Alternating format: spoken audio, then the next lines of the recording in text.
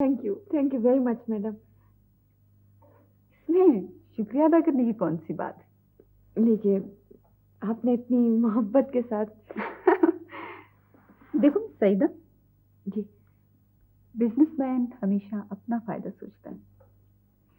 ये जो मैंने तुम्हारे अब्बा की प्रेस को काम दिया है जी तो जाहिर है मुझे बाजार से कम रेट्स पे काम मिलेगा। जी जी। और फिर तुम लोग जिम्मेदारी भी ज्यादा महसूस करोगे।